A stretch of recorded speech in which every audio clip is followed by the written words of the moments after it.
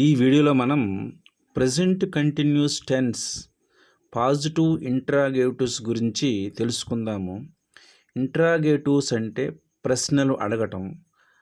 ఆ ప్రశ్నలు కూడా పాజిటివ్గా అడగటాన్ని పాజిటివ్ ఇంట్రాగేటివ్స్ అంటారు.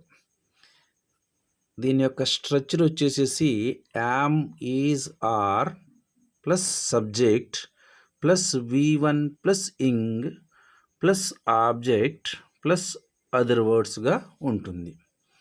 యామ్ అనే బీ ఫామ్ను ఉపయోగించి మనం ప్రశ్న వేయాలంటే ఐ అనే సబ్జెక్ట్స్ని ఉపయోగించి ప్రశ్న వేయాల్సి ఉంటుంది.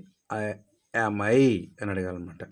అట్లాగే ఆర్ అనే హెల్పింగ్ వెర్బ్ను ఉపయోగించి క్వశ్చన్స్ వేయాలంటే వి, యూ, దే లను సబ్జెక్ట్స్గా ఉపయోగించి మనం క్వశ్చన్స్ని వేయాల్సి ఉంటుంది. Are we, are you, are they ఇలా మనం అడగాల్సి ఉంటుంది అన్నమాట. ఈజ్ అనే హెల్పింగ్ వెర్బ్ను ఉపయోగించి క్వశ్చన్స్ అడగాలంటే హీ, షీ, ఇట్ అనే వాటిని సబ్జెక్ట్స్గా ఉపయోగించి మనం క్వశ్చన్స్ అడగాల్సి ఉంటుంది.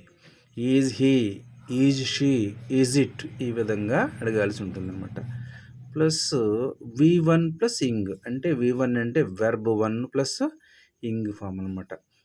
Take plus ing taking, think plus ing thinking. ఇక్కడ టేక్ అనేది V1 దానికి ఇంగ్ చేరిస్తే టేకింగ్ అవుతుంది.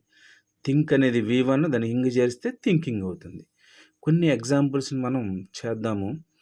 am I praying to God, నేను దేవుణ్ణి ప్రార్థిస్తూ ఉన్నానా?